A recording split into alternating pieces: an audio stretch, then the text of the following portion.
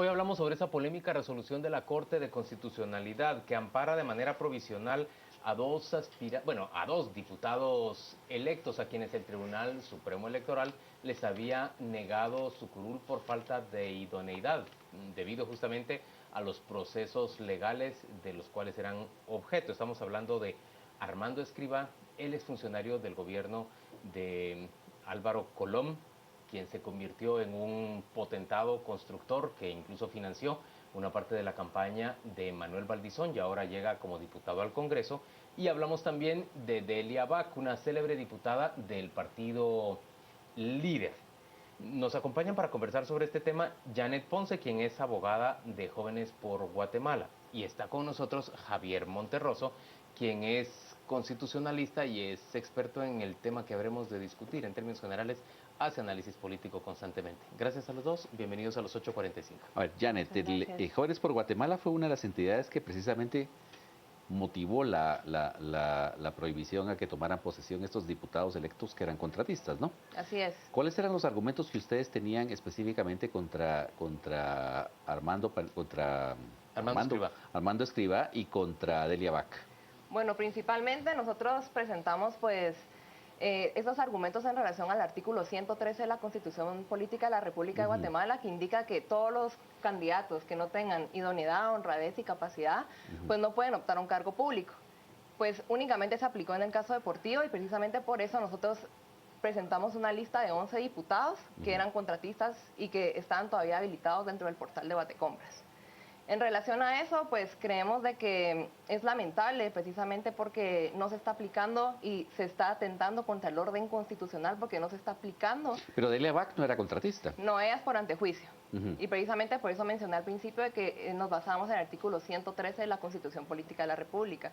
Mientras que en el caso de Óscar Escrivá es porque es contratista y está atentando contra el artículo 164 literal B de la Constitución Política de la República de Guatemala. Javier, ¿cómo explicar la resolución de la Corte de Constitucionalidad, la concesión de estos amparos? Bueno, Juan Luis, yo creo particularmente que estamos ante una de las peores, si no es la peor Corte de Constitucionalidad. Fallos como el de las medicinas genéricas nos dicen qué calidad de magistrados tenemos. La elección. Claro, pero en este caso creo que voy a tener que estar de acuerdo con la Corte, porque el problema fundamental es la resolución del Tribunal Supremo Electoral que le quita, digamos, la adjudicación de la diputación a Delia Bac y a Armando Escrivá. Si nosotros analizamos la resolución, por ejemplo, del Tribunal Supremo Electoral en el caso de Delia Bac, no la fundamenta en el artículo 113, pero no hace una explicación de por qué la diputada no entra dentro del marco de la idoneidad, la honradez, sino que lo que plantea es que el tribunal requirió información a los órganos jurisdiccionales correspondientes y que tienen antejuicio, una solicitud de antejuicio, la diputada Delia Bac, y que por eso no le dan la curul. Claro, pero el problema es que el antejuicio que ella tiene está basada en la denuncia de un empleado municipal de la Municipalidad de Misco. Una vez que ese empleado retira la denuncia en contra de ella, la denuncia, desaparece la causal por la cual no le dieron la diputación. Ajá. Y en el caso de Armando Escrivá, a pesar de que todos sabemos que fue contratista del Estado, como bien lo planteabas, y financista de las campañas políticas de Manuel Valdizón, la Corte tampoco toma, el Tribunal Supremo Electoral tampoco toma eso en cuenta, porque la resolución donde le quitan la curul a Escrivá está basada en un delito que cometió durante la campaña política. Parece que era sobre propaganda de otro partido y que también el antejuicio fue declarado sin lugar. Entonces, cuando el Tribunal Supremo Electoral basa quitarle la curul a una persona en ese tipo de resoluciones, la Corte de Constitucionalidad al final obviamente va a amparar a los diputados. O sea, al final de cuentas el Tribunal Supremo Electoral no justificó lo de Escrivá como contratista del Estado. No, no lo hizo, sino que el caso de Escrivá fue por esta denuncia de un delito durante el proceso electoral que los órganos jurisdiccionales le dieron sin lugar el antejuicio. Y habían otros 3 diputados electos que sí el Tribunal Supremo Electoral justificó no otorgarle la curul porque eran contratistas, pero en el caso de Escrivá no fue así. Ahora, Janet, ¿ustedes habían conocido esa resolución del Tribunal Supremo Electoral que parece, según nos está planteando Javier, tan endeble que podía haber sido votada con un amparo? No, nosotros únicamente teníamos conocimiento de los 11 diputados, la lista que presentamos, y pues precisamente los medios de comunicación sí mencionaron de que en el caso de Óscar Escrivá sí había sido porque es contratista del Estado. Y no teníamos conocimiento pues de la resolución del Tribunal Supremo Electoral. Pese a eso, pues sí teníamos conocimiento de que sí está dentro de este listado. Ahora, dentro de todas estas cosas que pasan siempre en un proceso electoral y ambivalencias del propio Tribunal Supremo Electoral, ¿puede haber dolo en esa justificación? Pues si no hay dolo, hay una incapacidad increíble del Tribunal Supremo Electoral y de todos los órganos electorales en general.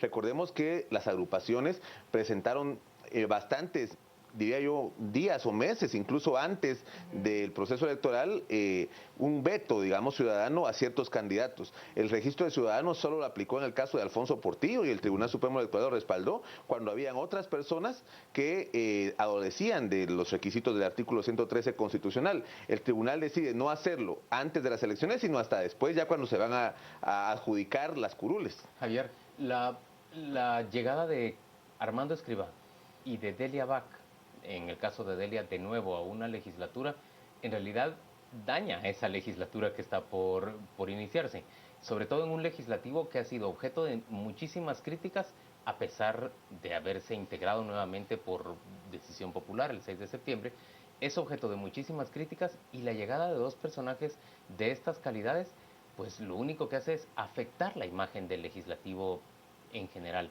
La impresión que le queda a muchos ciudadanos es que realmente no hubo cambios. Si bien hubo procesos legales en contra de funcionarios del Ejecutivo, como el presidente y la ex vicepresidenta, el Congreso parece seguir igual y va a continuar igual. ¿Qué consecuencias puede tener ese daño de imagen? Te lo pongo incluso más grave. La resolución que emitió la Corte de Constitucionalidad es un amparo provisional y le negó a Woody Rivera y a Jaime Martínez, me parece que, no, Mario Llanes, les denegó, pero también provisionalmente. La resolución de ese amparo la tiene que dar la Corte Suprema de Justicia y después ellos pueden apelar esa resolución ante la CC. Pero como este mamarracho, que no hay otro nombre, lo que hizo el Tribunal Supremo Electoral, está basado en el antejuicio de los diputados, ¿qué pasa si a Woody Rivera le terminan declarando sin lugar el antejuicio en el próximo mes o dentro del próximo 2 meses? La Corte de Constitucionalidad va a tener que volver a darle su curul. Porque si le estás vedando la curul a alguien porque tiene un proceso de antejuicio abierto, sin haber razonado por qué no es idóneo, por qué no es honorable, por qué no es honrado, ¿verdad? Y solo es por el antejuicio y después lo declaran sin lugar, la Corte de Constitucionalidad no va a tener otra opción, ¿verdad? Porque le están vedando un derecho basado en un antejuicio que fue declarado sin lugar. Entonces, ese es el problema con el artículo 113 constitucional también, que es una norma que Max Weber le llamaría una norma formal material, porque todavía tiene mucha ambivalencia en el sentido de que hay una interpretación de valores, de quién es honrado, quién es idóneo, y el Tribunal Supremo Electoral tiene que hacer esa interpretación y la Corte de Constitucionalidad también, pero no pueden limitar la idoneidad o la responsabilidad de una persona a una denuncia penal, a un antejuicio. Ahora, ¿cómo debiera entonces considerarse la idoneidad y la honorabilidad? Porque digamos, aquí lo que se está poniendo como comprobación es un proceso judicial. Por supuesto.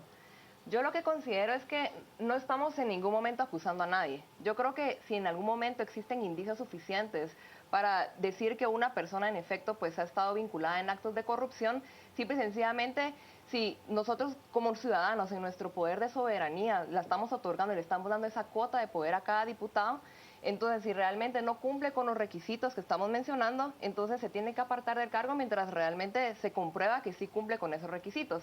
Ahora, como tú bien mencionabas, Gustavo, ¿cómo realmente podemos comprobar esto? Yo creo que si una persona ha estado en actos de corrupción anteriormente, creo que la ciudadanía precisamente pues ya no se merece eso, y precisamente mientras se está, como el caso deportivo, digamos que fue muy... Janet, pero no estamos tratando de rescatar de alguna manera un sistema, un modelo electoral que en realidad ya no da más, porque terminó electo Armando Escrivá, terminó electa Delia Bach, pues bueno, usted dice no podemos acusar a nadie, pero en términos generales los cuatro pensamos que carecen de idoneidad Por supuesto. para asumir una curul y representar a una porción importante del pueblo. Por supuesto. Y sin embargo, nuestro modelo electoral les permite llegar.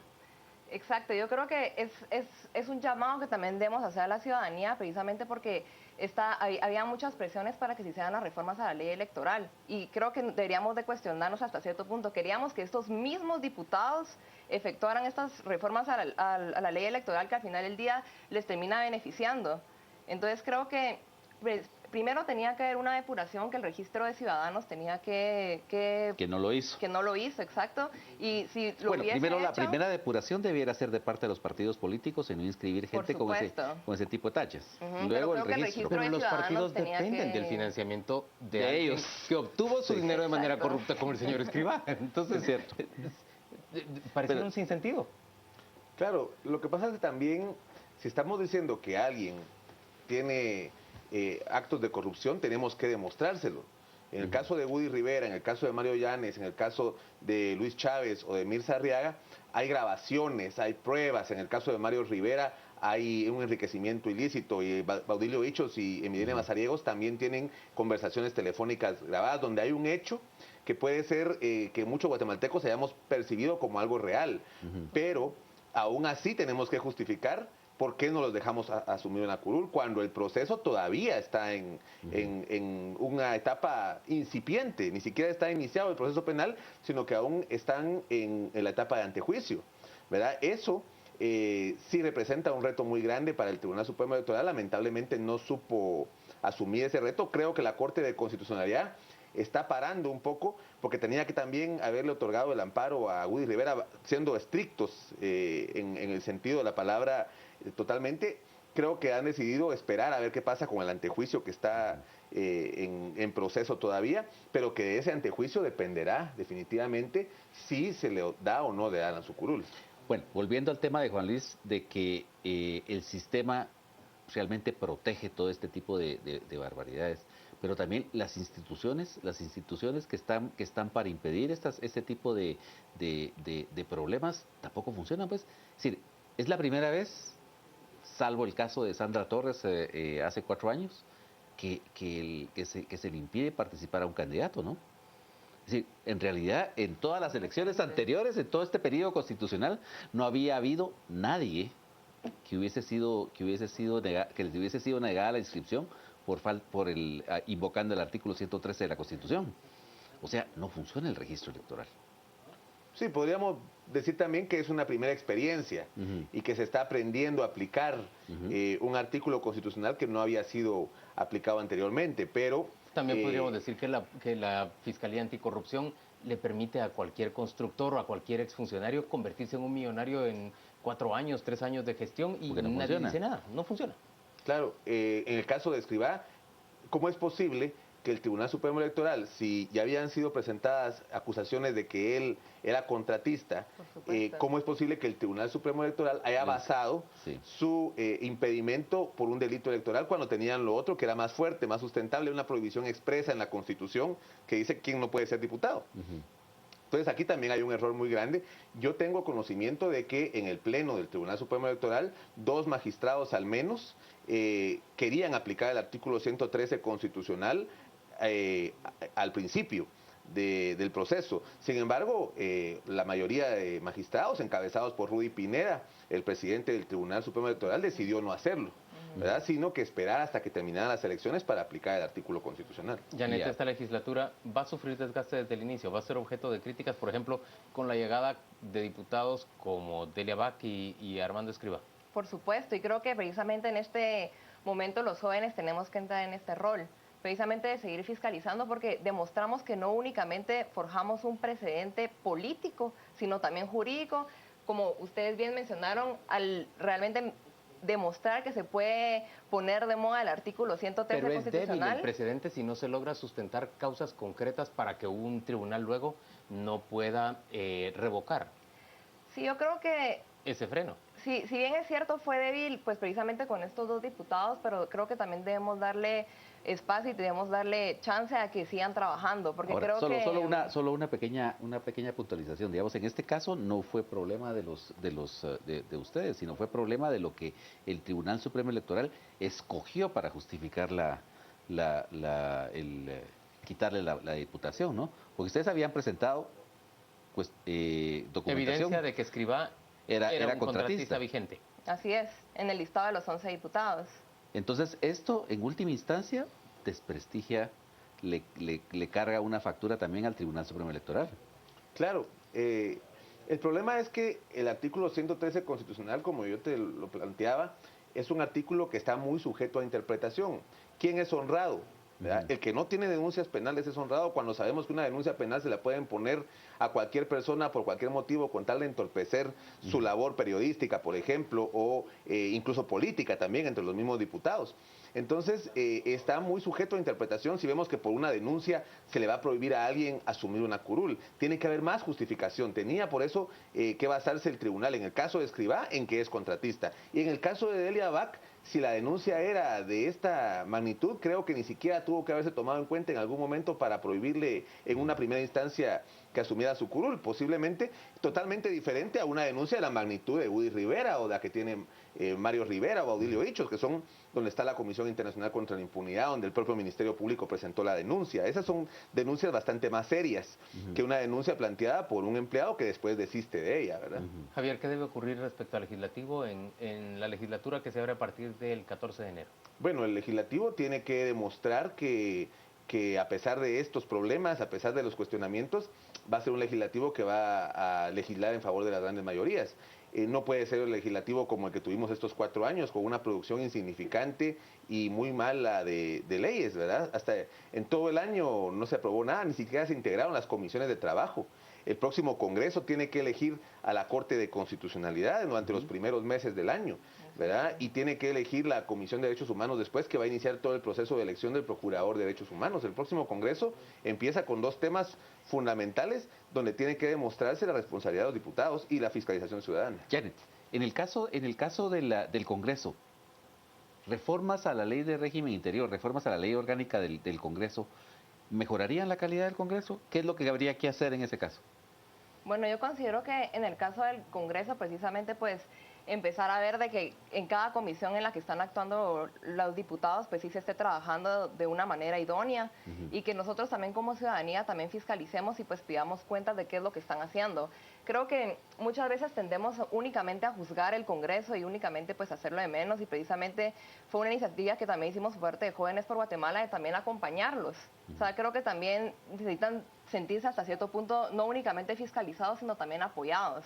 Pero también hay evidentes ilegalidades. Por ejemplo, la integración de la Comisión de Finanzas, en donde solamente había 2 partidos representados y se dejó fuera todo el resto. Es decir, eso es ilegal a todas luces, ¿no? Por supuesto que es ilegal y creo que en ese sentido debemos seguir fiscalizando y debemos seguir involucrándonos porque realmente no podemos seguir permitiendo que eso pase y ellos también se tienen que dar cuenta que nosotros como juventud ya despertamos y precisamente como hemos despertado y sabemos las ilegalidades y precisamente como por parte de Jóvenes por Guatemala atacamos jurídicamente, pues nosotros seguir denunciando esos actos para que las personas se sigan dando cuenta de qué es lo que está sucediendo. Pero ese ejemplo que ponías, Gustavo, de que la Comisión de Finanzas fue integrada ilegalmente, nunca un diputado que quisiera integrar esa comisión presentó un recurso ante los órganos jurisdiccionales para que obligaran al Congreso a integrarlo. Aceptaron la ilegalidad. Aceptaron la ilegalidad de no integrar una comisión de derechos humanos en todo el año, por ejemplo. Entonces ahí son responsables la mayoría, si no es que todos los diputados del Congreso de la República. Janet Ponce, Javier Monterroso, gracias a ambos por acompañarnos a las 8:45. Que tengan ustedes muy feliz Navidad y feliz año, felices fiestas de fin de año. Vamos en este momento a ofrecerle la información de los deportes.